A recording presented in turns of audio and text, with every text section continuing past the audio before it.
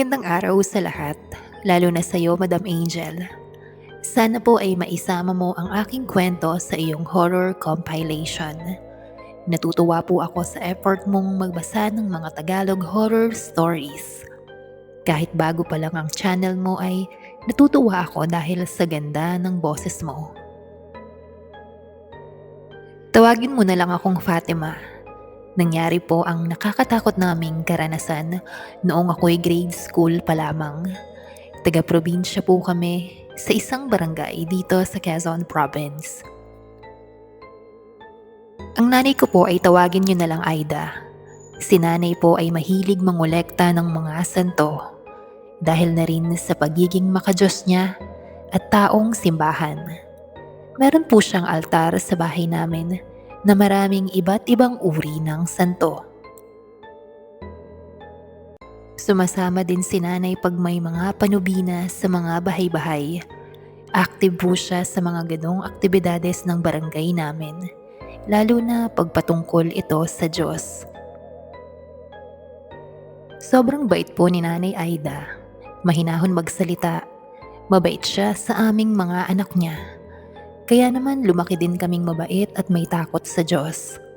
Halos lahat din ng mga kapitbahay at kabarangay namin ay kakilala niya dahil magaling siyang makisama.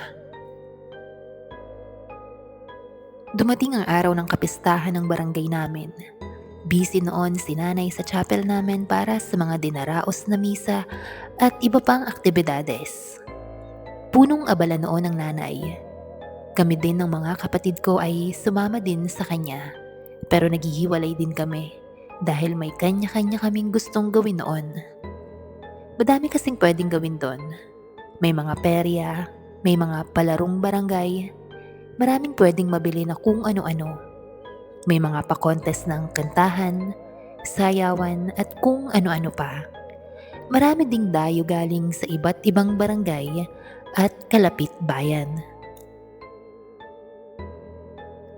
Kinagabihan ay nauna na kaming umuwi kay nanay. Pinauna niya na kami dahil madami pa daw silang aasikasuhin sa kapilya. Pagdating naman namin ay nadat na din namin si tatay, nakakauwi lang galing sa trabaho. Pasado 9:00 na noon ng gabi, nagtatahulan noon ng mga aso. Kaya sumilip ako sa may bintana at naaninag ko sa may gate ng bahay si nanay. Nakatayo ito doon at meron itong kausap. Hindi ko masyadong nakita noon kung sino ang kausap ni nanay. Madilim kasi sa pwesto ng kausap niya, kaya hindi ko din ito nakilala. Bumalik na ako sa pagkakaupo ng oras na yon at sinabi ko kay tatay na andyan na si nanay at parang may kausap ito sa labas. Tumayo noon ang tatay ko at akmang lalabas nang biglang bumukas ang pinto. Si nanay, pumasok na ng bahay. Pagdating niya ay isa-isa kaming nagmano ng mga kapatid ko at napansin ko na may bitbit ito na bagay na nakalagay sa isang supot. Tinanong siya ni tatay kung pagkain ba ang laman noon. Agad namang umupo sa tabi namin si nanay at inilabas ang laman ng supot. Isa itong itim na santo. Maliit siya pero hindi siya ordinaryong santo na alam ko. Hindi siya kamukha ng mga santo na nakasanayan kong makita sa mga simbahan. Nabili niya daw ito doon sa tagabayan na dumayong magbenta ng mga santo para sa piyesta. Inalok daw siya ng tendero dahil ito daw ang magbibigay ng swerte sa pamilya namin. Napaisip ako noon dahil ang tagal kong nagpagala-gala kanina doon malapit sa chapel. Wala akong nakita na nagtitinda ng mga santo.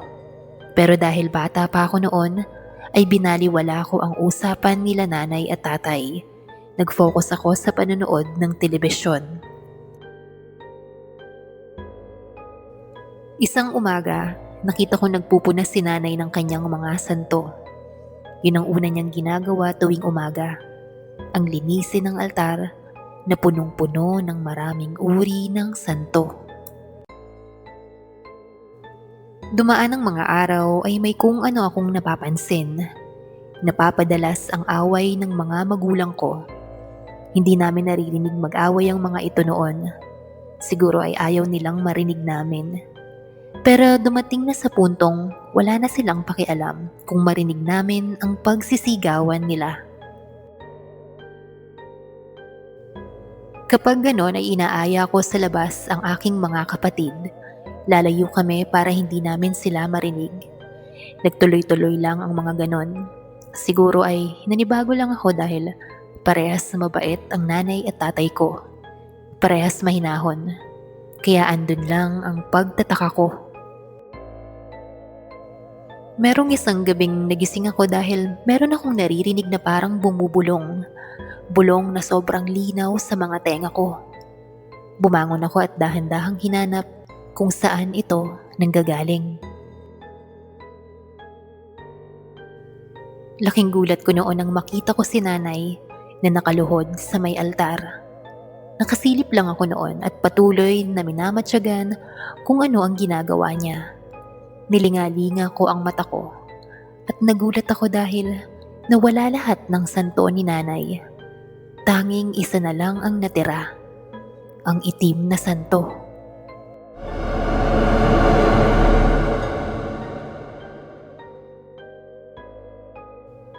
Sandaling tumigil ito sa pagbulong. Hindi ko din alam kung nagdadasal ba siya or ano. Akma itong lilingon sa pwesto ko kaya dali-dali akong tumakbo pabalik sa kwarto ko at nagtalakbong ng kumot. Kinaumagahan ay napadaan ako sa altar ni nanay at laking gulat ko dahil andun ang lahat ng santo niya. Parang walang nabago. Kaya naisip kong baka namalikmata lang ako nung gabi na makita kong isa na lang ang natira sa mga santo niya.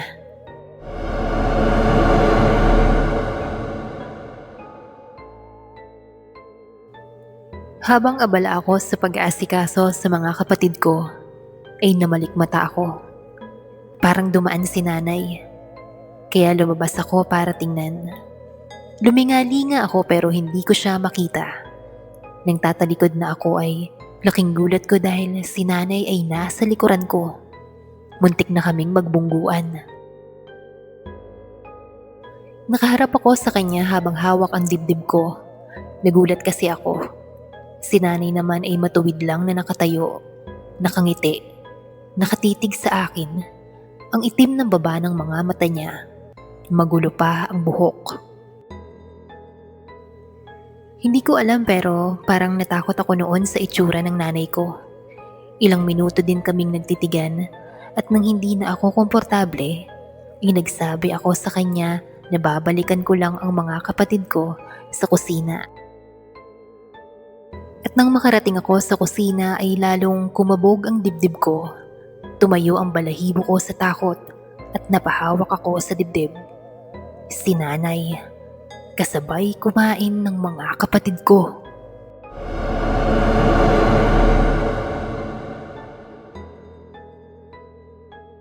Saan ka galing bata ka? Umupo ka na dito at kumain. Baka malate pa kayo sa eskwelahan. Bilisan niyo ng kumilos. Ang wika ni nanay. Para akong nanlambot noon. Sumaglit akong lumingon sa labas kung saan nakita ko si nanay. Pero wala na siya doon. Namalikmata ba ako? Kaya pala ganon ang naramdaman kong takot. Hindi si nanay ang nakita ko, kani-kanina lang. Binaliwala ko lang yun. Kahit may takot na akong nararamdaman, pinagsawalang bahala ko lang. Pero ang dami pang nangyaring kababalaghan. Isang Sabado na lahat lang kami ay nasa bahay. Walang trabaho ang tatay at kami din naman walang klase. Pero ang nanay ay wala noon dahil may gagawin daw siya sa kapilya. Masayang naglalaro ang dalawa kong kapatid. Nagsimula na silang magtakbuhan sa loob ng bahay hanggang sa nakarating na sila sa may altar. Hindi naman sinasadya at dala na din ng kalikutan ay may nabasag silang isang santo. Sakto naman noon ang pagdating ni nanay. Sinabi ni tatay na may nakabasag ng santo niya. Hindi ako makapaniwala noon. Parang nag-iba ang aura ni nanay. Nasaksihan ko ang pinakamabalasik niyang itsura. Galit na galit. Kumuha ito ng isang makapal at mahabang kahoy. Galit na galit ito. Habang tinatanong kung sino sa aming tatlong anak niya ang nakabasag ng santo niya. Nag-iiyakan na noon ang mga kapatid ko. Binulungan ko noon si tatay. Natulungan niya ang mga kapatid ko. Baka saktan ito ni nanay. Pero nagulat din ako sa kanya. Bumubulong si tatay at tumatawa pa.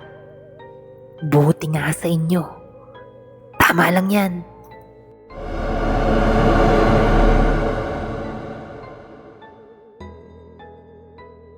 Nanlaki ang mata ko noon.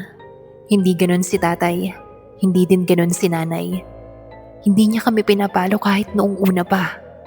Hindi din nagsasalita ng ganon si tatay. Naguguluhan na ako noon.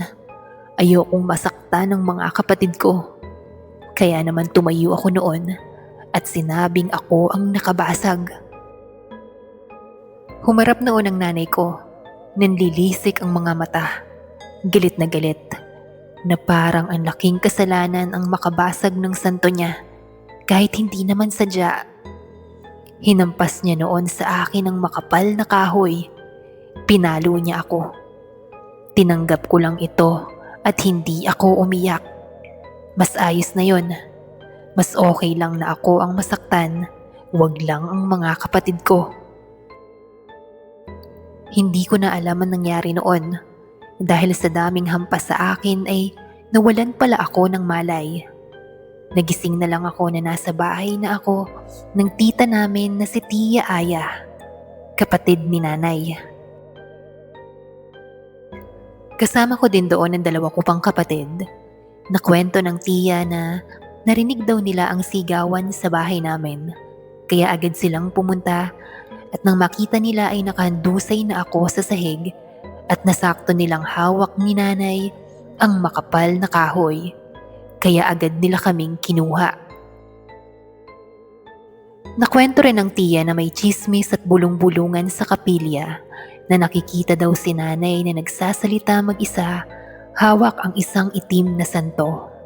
Pagkatapos ay tatawa ito. Titingin ng nanlilisik sa mga taong makikita niya.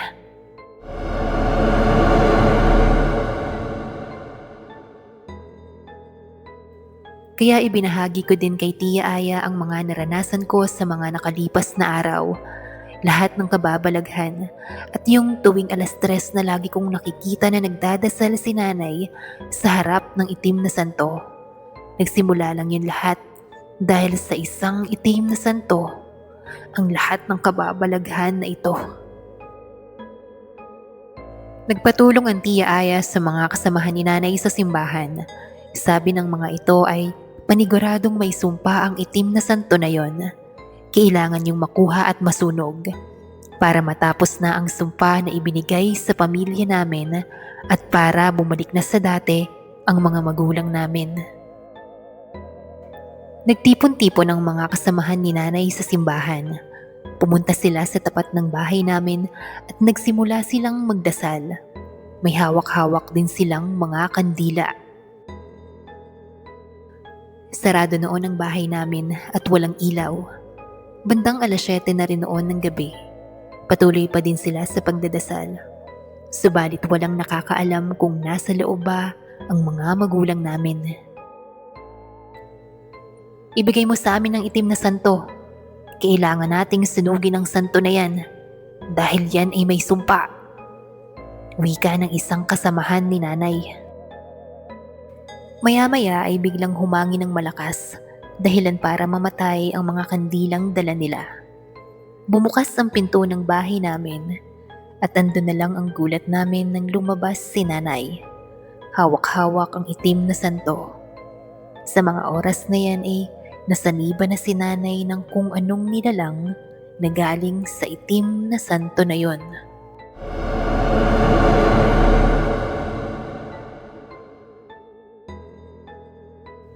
Nagkulay itim ang mga mata niya. Nag-iba ang itsura. Parang hindi na siya si nanay. Nagkulubot ang mukha niya at lumaki ang boses niya. Wala na si Aida. Kinuha na siya ng Diablo.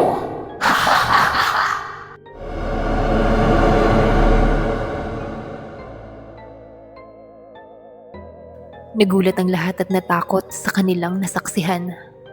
Sinarhan ni nanay ang bahay. Umuusal ito ng dasal na hindi namin maintindihan. Ganon din ang mga kasamahan niya sa simbahan. Wala din silang tigil sa pagdadasal para kay nanay. Wala na silang maisip na paraan para makuha ang itim na santo.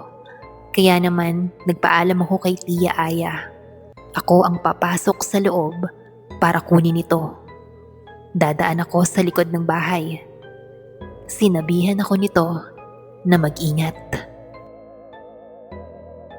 Kahit nanghihina pa ako noon, dala ng nangyaring pambubugbog ni nanay, ay pinilit ko pa ding makapasok dahil kailangan kong iligtas ang mga magulang ko. Nakapasok na ako noon sa likod. Madilim noon. Nangangapa ako. Nang maya-maya ay may maapakan akong parang malapot. Tanging lighter lang ang nasa bulsa ko noon. Kaya yun lang ang naisip kong gamitin para pang ilaw. Nang maaninag kong dugo pala ang naapakan ko. At sa di kalayuan ay nakita ko ang nakahandusay na katawan ng tatay ko. Agad-agad ay inilagay ko ang daliri ko sa pulso niya. At laking tuwa ako dahil buhay pa siya. Humihinga pa siya. Dahan-dahan ako naglakad papunta sa may altar. Nandun si nanay, nakaluhod. Nag-iisip ako noon paano ko makukuha ang santo. Naalala ko na meron kaming tali na nasa kusina. Bumalik ako doon para kunin yon. Kailangan kong maitali si nanay para makuha ang itim na santo. Habang nakatalikod ito at nakaluhod, ay dali-dali ko siyang itinali. Binilisan kong kumilos noon at makaraan ang ilang sandali na itali ko siya doon sa may kawayan naming upuan. Kinuha ko ang itim na santo sa altar. Nang bubuksan ko na ang pinto, biglang nagsalita si nanay. "Nak, tulungan mo ko. Kalagan mo ko. Bakit mo pinapahirapan ang nanay mo? Lumapit ka sa akin, anak." Umiiyak ang nanay ko noon. Naawa ako sa kanya. Kaya agad naman akong nagsabi sa kanya na babalikan ko siya. Ililigtas ko siya sa oras na maibigay ko na ang santo sa mga kasamahan niya. "Anak, nahihirapan ako. Galagin mo ako. Ako na ang magsusunog sa santo na yan. Anak." Hindi ko na ulit pinansin at binuksan ko na lang noon ang pinto. Nang biglang sumigaw si nanay. Napalingon ako at nanlaki ang mata. Nakawala siya sa tali at akma na itong lalapit sa akin. Ibalik mo yan. Pag nahuli kita, papatayin kita.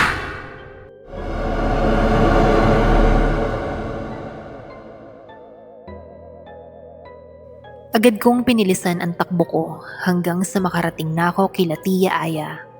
Binigay ko sa kanila ang santo, habang si nanay ay nakarating na din sa labas. Nanlaki ang mata namin nang makitang lumutang sa itaas si nanay. Ang iba ay nagpatuloy pa rin sa kanilang pagdadasal. Nakadipa ang katawan niya sa ere. Kasunod nun ay humangin na naman sa buong paligid at narinig namin ang isang nakakatakot na tawa.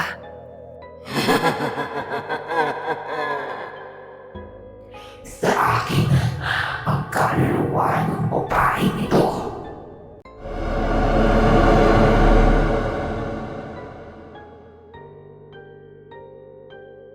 Narinig naming nagpuputukan ng mga buto ni nanay. Umiiyak na ako noon. Kung wala pang gagawin ang mga taong nandun, baka mamatay si nanay.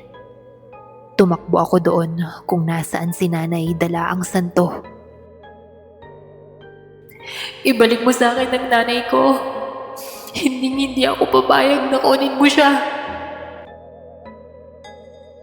Hinampas ko ang santo sa pinakamalakas kong puwersa na may kasamang galit para sa nilalang na gustong kumuha kay nanay. Binasag ko yun.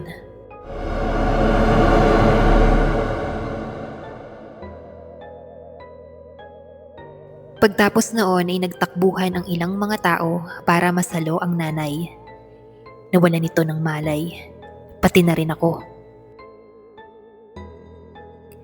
Nakalipas na ang ilang araw bago ako magkamalay. Nagising ako sa ospital. Ako lang sa kwarto. Bumangon ako noon at lumabas. Andun sila nanay at tatay, kasama ang mga kapatid ko. Nagyakap-yakap kaming pamilya at nag-iiyakan. Wala akong ibang narinig sa mga magulang ko, kundi ang salitang patawad. Taong simbahan ng nanay ko at malaki ang paniniwala niya sa Panginoon. Pero hindi pa rin siya nakaligtas sa bagsik ng kung anong masamang nilalang. Pero kahit ganon, ay hindi mawawala ang paniniwala niya sa Panginoon. Makalipas ang ilang linggo, naging okay na po ang lahat. Bumalik na sa dati ang pamilya naming punong-puno ng pagmamahalan. Ang naranasan namin na yon ay nagbigay sa amin ng katatagan na kahit anumang mangyari, piliin mo pa din ang iyong pamilya. Ipaglaban mo kahit pa sa kampon ng kadiliman.